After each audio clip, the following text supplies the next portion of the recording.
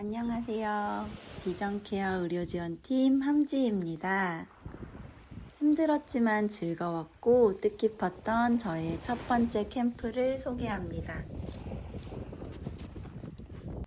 2024년 4월 26일 금요일 저녁 7시 이민가방 8개와 2개의 커다란 장비, 총 10개의 커다란 짐을 콜밴에 싣고 인천공항으로 출발합니다.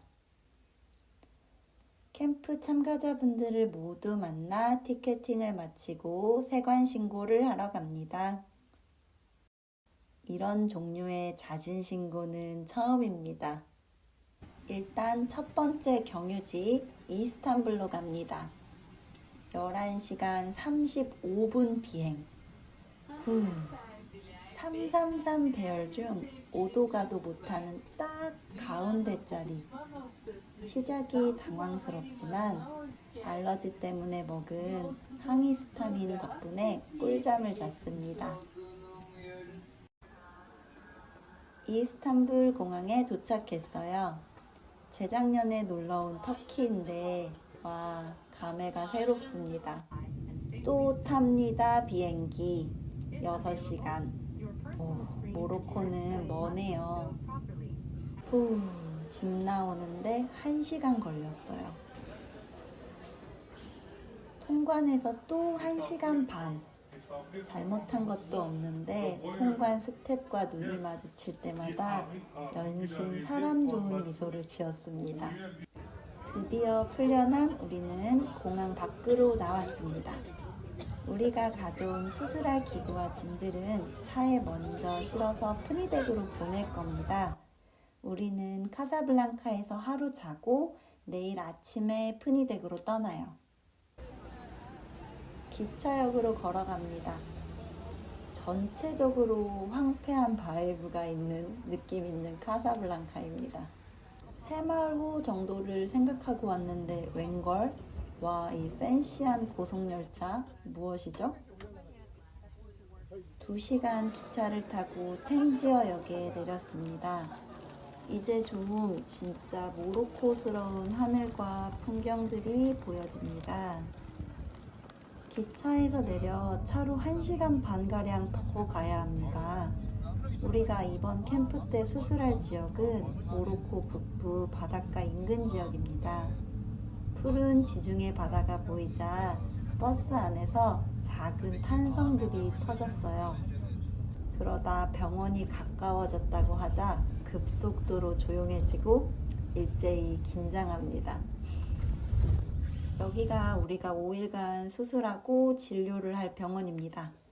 전쟁터에 도착한 군인 같은 마음이 됐어요. 이제 수술과 진료를 위한 병원 세팅을 해야 됩니다. 미로 같은 병원 복도를 지나 수술실을 찾아갑니다.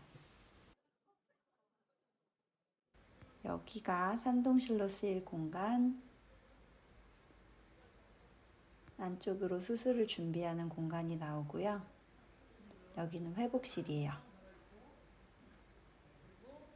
냉장 보관이 필요한 알카인과 힐로는 여기에 두면 되겠네요. 그리고 첫 번째 수술실. 수술방 안에 벽장이 없어서 그런지 방이 꽤 큽니다. 그리고 에어컨도 있었어요. 그 옆에 두 번째 수술실. 어디를 백내장 수술실로 해야 할지 정해야 됐었는데요. 저희는 이 방을 백내장 수술방으로 썼습니다. 내일부터 시작할 수술 준비랑 세팅을 마치고 모로코 현지 후원사에서 멋진 식사를 대접해 주셨습니다. 올리브유가 듬뿍에 신선한 해산물들은 정말 맛있었어요. 호텔에 도착했습니다. 내일부터 진짜 시작입니다. 날이 밝았습니다. 사실 긴장해서인지 4시간도 제대로 못 잤어요. 입맛도 없고 체할까 싶어서 아침은 패스해야 되나 생각했는데 완밥, 아침은 매일 꼭 먹기로 합니다. 아침 식사와 큐티, 짧은 미팅을 마치고 우리의 캠프를 열기 위해 차를 타고 병원으로 향합니다. 오 마이 갓. 어마어마하게 몰려든 인파. 정신이 바짝 차려집니다.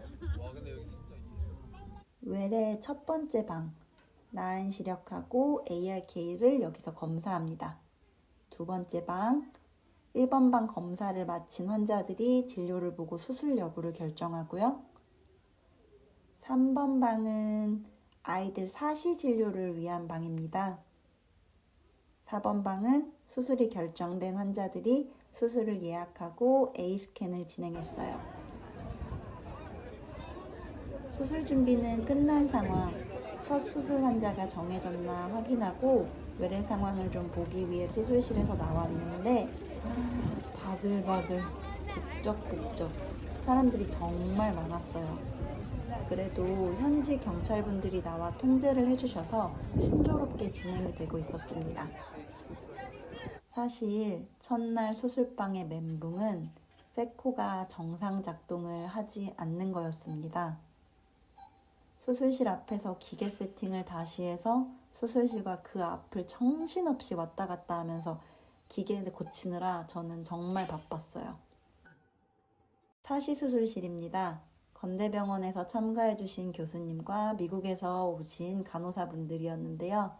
수술방 경험이 없어서 간호사분들 어려웠을 텐데 불평 없이 잘해주셔서 감사할 따름입니다. 첫날 수술을 마치고 귀가합니다. 8시가 훌쩍 넘은 시간인데 해는 아직 밝게 떠 있네요. 또 잠을 거의 못 잤어요. 아마 페코 때문일 겁니다. 새벽 4시부터 깨서 이거저거 알아보다가 6시쯤 그냥 호텔 앞에 나왔어요. 홀린 듯이 해가 떠 있는 바닷가로 걸음을 옮겼습니다. 차 한 대 없는 고요한 새벽 아침. 아름답다라는 말만 나오는 평화로운 풍경이었습니다. 할머니, 수술실 이쪽입니다. 할머니 손을 꼭 부여잡고 수술실로 안내합니다. 캠프를 진행하며 많은 사람들을 만났습니다. 어디 가서 이런 멋진 생각을 하고 그걸 실천하며 사는 사람들을 만날 수 있을까 하는 생각이 자주 들었습니다. 그게 바로 비전 아이 캠프의 또 하나의 매력이라고 생각합니다. 회복실입니다.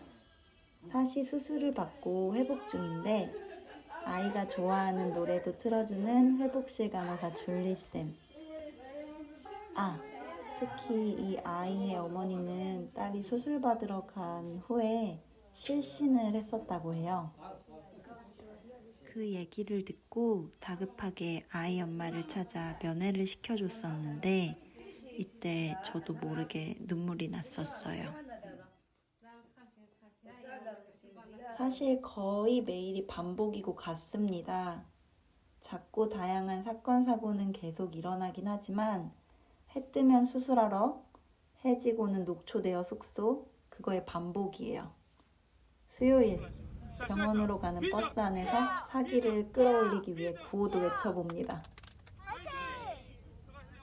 비 오는 날임에도 또 일찍부터 기다리고 있는 현지분들, 배운 인사말을 살람을 해가며 또다시 어깨 무겁게 오늘 수술들을 준비해봅니다. 밤 9시가 다 된 시간, 다들 지쳐서 숙소 갈 준비를 서두르는데 현지 간호사분들이 전통 음식인 쿠스쿠스를 준비해 주셨어요. 생긴 얼굴과 언어는 다르지만 서로 엄지를 치켜 세우며 마음이 통하는 건 다 느낍니다. 매일 정신없고 똑같은 것 같은 수술실 상황 속에 더 찍은 사진은 없습니다. 이건 마지막 백내장 수술 환자와의 사진이고 정말 캠프 마지막 환자였던 사시 마지막 수술 때는 모두가 뜨거운 눈물을 흘리고 박수를 쳤었어요.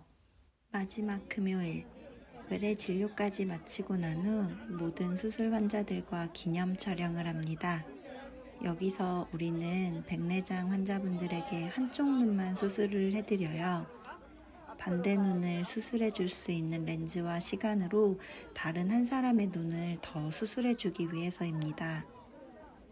그렇게 한쪽 눈 안대만 하고 계심에도 밝게 웃고 행복해 하시는 모습이 감사하고 감동이었습니다. 슈크란. 쇼크란. 아, 슈크란.